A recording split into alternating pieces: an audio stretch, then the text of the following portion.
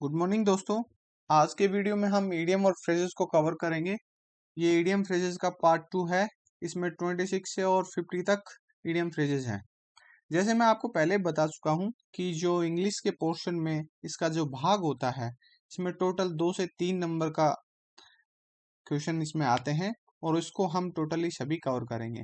मैं आपको इस सीरीज में टोटल 100 ईडियम और फ्रेजेस करवाऊंगा, जिसमें आपको डेफिनेटली 2 से 3 नंबर का जो पोर्शन है वो सभी पूरा कवर हो जाएगा। तो आज का हम वीडियो स्टार्ट करते हैं। तो 26 नंबर है, at 6 and 7 person who are having a different opinion. वह व्यक्ति जो एक अलग राय रखता हो।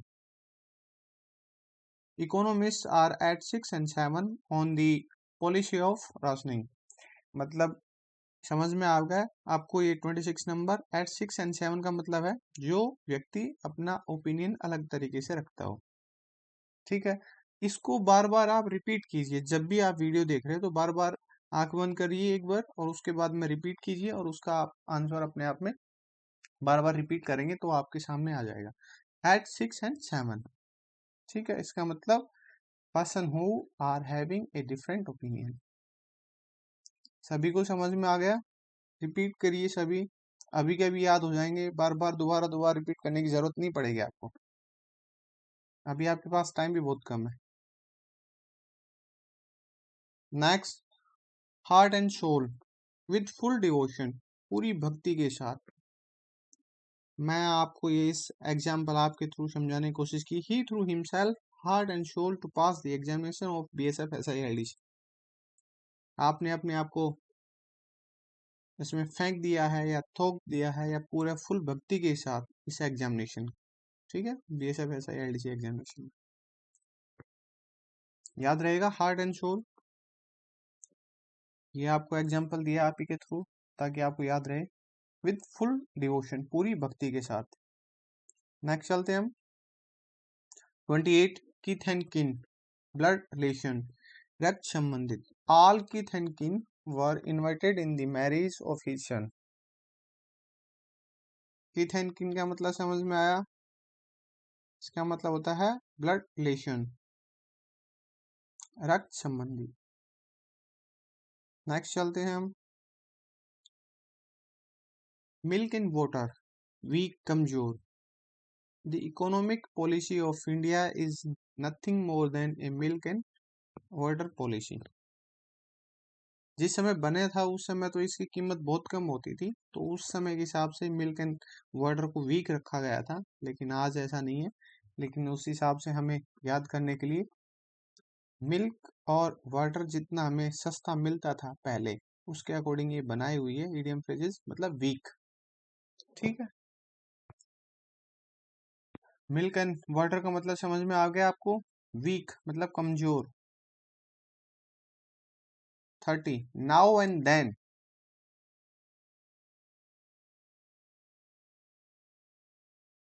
इसका मतलब क्या होता है? ओकेजनली, कभी कभी। I visit shopping complex now and then, मैं कभी कभी शॉपिंग कॉम्प्लेक्स में विजिट करता हूँ। ठीक है, समझ में आ गया सभी को? नाउ एंड देन रिपीट कीजिए बार बार, आपको याद रहेगा। और एग्जाम देने से पहले इन सभी को एक बार दोबारा से रिपीट करके जाना जरूरी है आपको ना, तो ताकि बार बार वो आपको याद रह जाएगा। नल एंड वॉइड, आपने कई बार सुना होगा।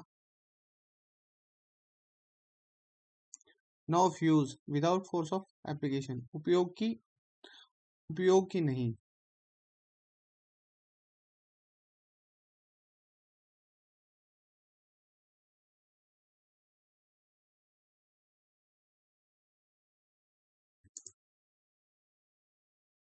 उपयोग में नहीं, अमान्य। ठीक है,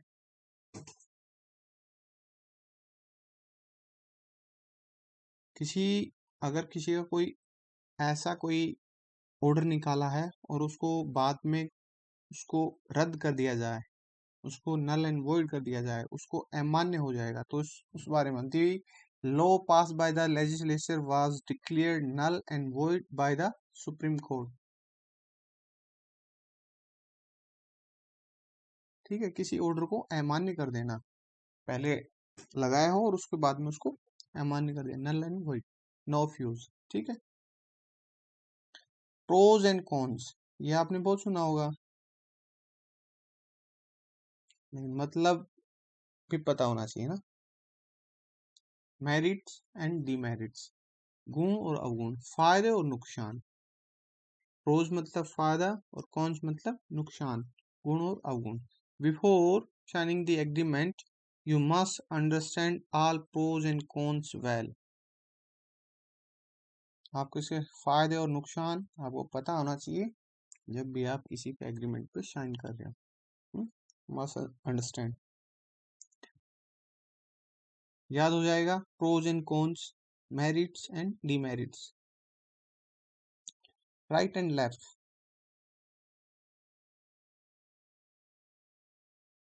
इन ऑल वे, सभी तरीके से। The robbers looted the village, right and left, and filled away,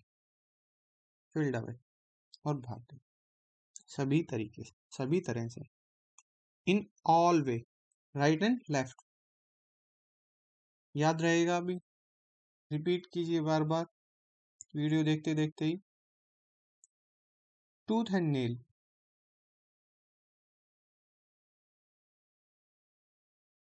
with all force, पूरी ताकत से।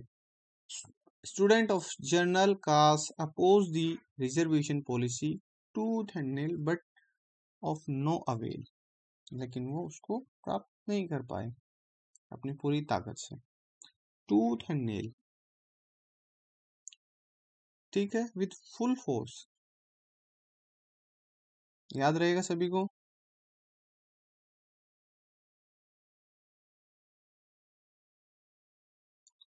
To be under a cloud, to be under suspicion, संदेह के घेरे में होना। His connection with the militants have brought him under the cloud, संदेह के घेरे में होना। जब भी कोई सस्पिशियस एक्टिविटी हो जाती है या कोई संदेह के घेरे में, जांच के घेरे में होता है, तो उसको क्या होता है, to be under a cloud, याद रहेगा सभी को। To be in the good book, सभी ने सुना होगा, नहीं सुना है तो अभी सुनिए, इसको अच्छे से याद कीजिए। जब भी आप थर्ड फोर्थ फिफ्थ क्लास में जिसमें भी रहे होंगे, तो आप अपने टीचर के फेवरेट रहे होंगे। तो to be favour with a person, किसी व्यक्ति के पक्ष में होना। A good student is always in the good book of his teacher,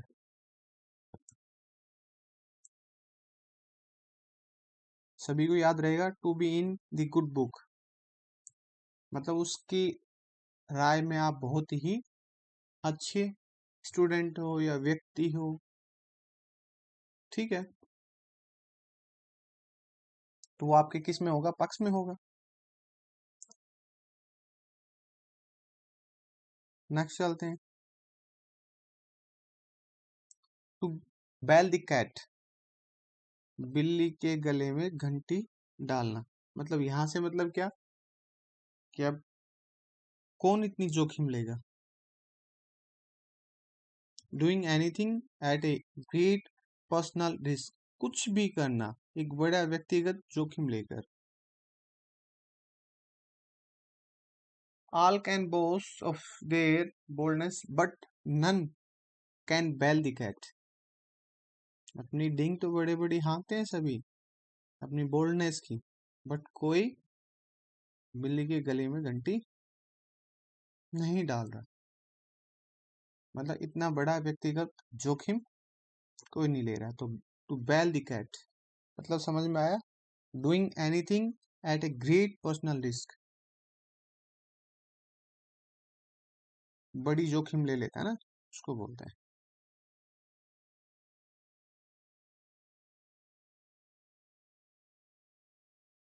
to break the ice, इसका मतलब क्या है, चुप्पी तोड़ना। अगर हम सरी सही मायने में हम बात करें तो चुप्पी तोड़ना। टू मेक ए बिगनिंग, ये शुरुआत करना।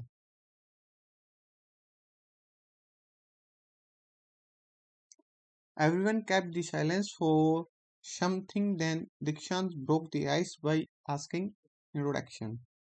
मतलब सब चुपचाप बैठे हुए हैं, उनमें से एक ने पहले इंट्रोडक्शन पूछा और उसके बाद में क्या कर दिया, आहिस्ता, to break the ice, to make a beginning, उसने शुरुआत कर दी। सभी को याद रहेगा, to break the ice, make a beginning, to blaze the trail, to start a movement, एक आंदोलन शुरू करना। Bhagat Singh blaze the trail of Indian national movement in the Punjab youth. Blaze the trail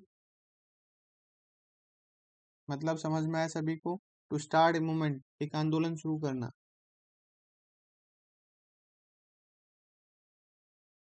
बार बार रिपीट कीजिए अभी, तभी आपको याद हो जाएगा।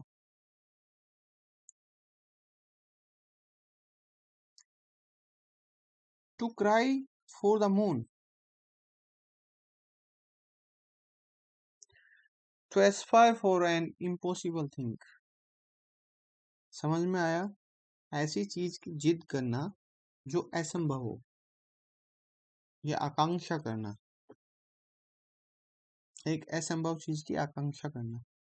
Your hope for marrying with Priyanka is like a cry for the moon.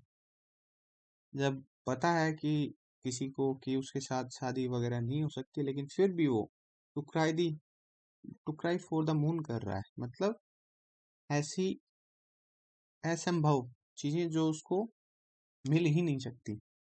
To cry for the moon, सभी को समझ में आया।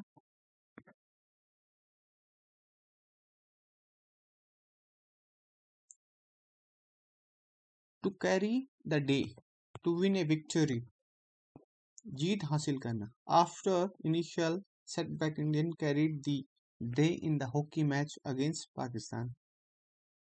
टू कैरी द डे मतलब आगे लेके जाना, समझ रहे हो, कैरी मतलब आगे, डे मतलब दिन को, उसी से आइडिया लगा सकते हो कि टू विन ए विक्ट्री, जो आगे चलने वाला बंदा है क्या करेगा, हार नहीं मान रहा, का मतलब टू विन ए विक्ट्री, जीत हासिल करना। Next,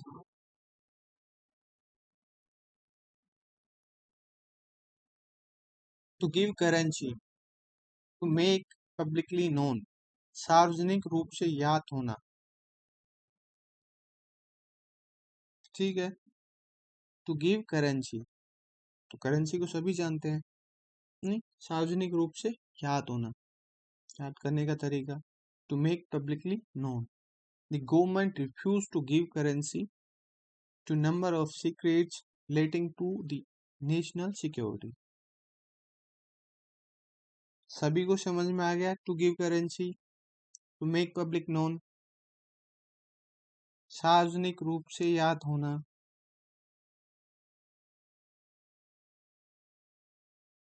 to hang fire, remain unsolved, अनसुलझे रहना, अभी तक कोई सॉल्यूशन नहीं निकला हो। The problem of poverty has been hanging fire for the last 70 year. अभी तक अटकी हुई है, कौन सी प्रॉब्लम है, जो गरीबी की, जो 70 साल से अभी तक भी अटकी हुई है। Remain unsolved, to hang fire, remain unsolved, अनसुलझे रहना। समझ में आ गया, रिपीट कीजिए।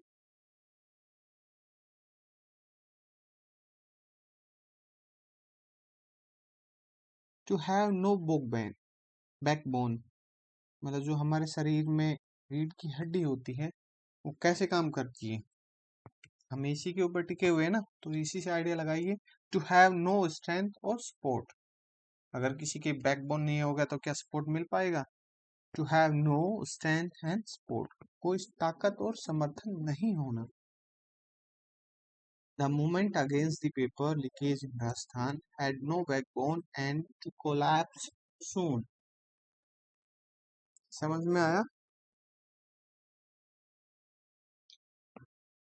कि पेपर लीकेज हो गया था, लेकिन बैकबोन ना होने की वजह से, समर्थन ना होने की वजह से जल्दी ही ढह गया। To have no backbone, to have no strength।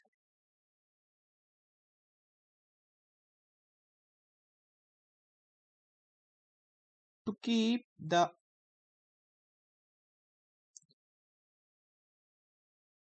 the wall from the door। To avoid starvation, भुखमरी से बचने के लिए। In our country, the poor have to struggle hard to avoid starvation। To keep the wall from the door, भुखमरी से बचने के लिए। तो कितना हार्ड स्ट्रगल करते हैं इस भुखमरी से बचने के लिए हमारे जो पुअर, इस कंट्री में जो गरीब व्यक्ति हैं, कितना अपने आप को स्ट्रगल करते हैं जो भुखमरी से बचने के लिए। to avoid starvation, to keep the wall from the door. याद करिए, बार बार रिपीट कीजिए। To keep the wall from the door, इसका मतलब है टू अवॉइड स्टारवेशन, भुखमरी से बचने के लिए। समझ में आया सभी को? रिपीट किया सभी, बार बार रिपीट कीजिए। जल्दी जल्दी अगर स्क्रॉल कर लोगे तो उसमें आपको याद नहीं होगा, आपको रिपीट करना पड़ेगा बार बार। वीडियो को पॉज कर लीजिए, बार बार रिपीट कीजिए, स्क्रीन से अपनी आंखें हटाइए और एक बार फिर रिपीट कीजिए, उसका आंसर देखिए फिर बाद में। To turn the corner, to change the opinion, राय बदल देना। His turn the corner by passing the examination with good marks, मतलब उसने ओपिनियन ही बदल दिया जब अच्छे नंबर से वो पास हो गए। टू टर्न द कॉर्नर, समझ में आ गया?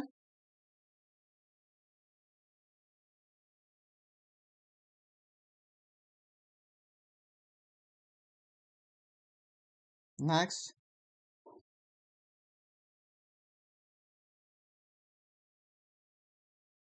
To wear the trousers, dominant, प्रमुख, मतलब किसी के ऊपर ज्यादा डोमिनेंट हो जाता है ना, कि उसके ऊपर आप एक सत्ता बना के काम करने लगे। It is Sharmila who wear the trouser and her husband simply obey her, वो उसके ऊपर राज कर रही है, प्रमुख है।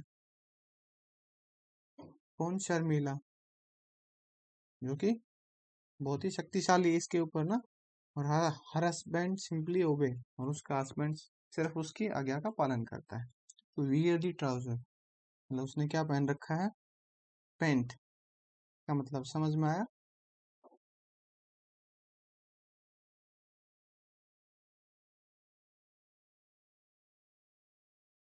To steal a march, to get ahead secretly, चुपके से आगे निकलना। टू स्टील ए मार्च, समझ में आना चाहिए आपको। टू गेट अहेड सीक्रेटली, चुपके से आगे निकल गया, ठीक है। Rani stolen a march on her friend in marketing her product slowly and steadily. याद रहेगा, to steal a march, to get ahead secretly. In high spirit, very happy, बहुत खुश। He is in high spirit today because of his pass in the examination, उसके पास होने से वो बहुत ही ज्यादा बहुत खुश है। To the letter, full and exactly, पूरी तरह से, बिल्कुल।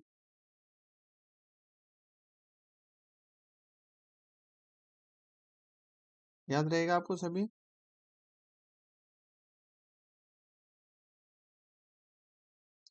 To the letter, fully and exactly, जैसे कहा था वैसे पूरी तरह, और एग्जैक्टली वैसा का वैसा। I have carried out his order to the letter, मैंने कैरीड आउट किया जैसा वैसा का वैसा, जैसे ऑर्डर मिला था, एग्जैक्टली पूरी तरीके से। तो समझ में आया आपको? आई होप मैं सभी को समझ में आया होगा। और मैं अपना आपको जो ये ईडीएम फ्रेजेस लेके आते हूँ, बहुत ही सिलेक्टिव ईडीएम और फ्रेजेस हैं, इसी में से आपको पूरी पूरी संभावना है कि आपके 2 या 3 नंबर जो हैं वो इसमें आ जाएंगे। तो इसी प्रकार मैं आपके लिए और अच्छी अच्छी वीडियो लेके आऊँगा। तो मेरे को मोटिवेट करने के लिए प्लीज़ इसको ज़्यादा से ज़्यादा लाइक एंड सब्सक्राइब करें, ताकि मैं भी आपके लिए अच्छा कोई और वीडियो मोटिवेट हो उसके अपना टाइम डिवोट करके आपको मैं अच्छी चीज़ें प्रोवाइड कर पाऊँ। थैंक यू दोस्तों।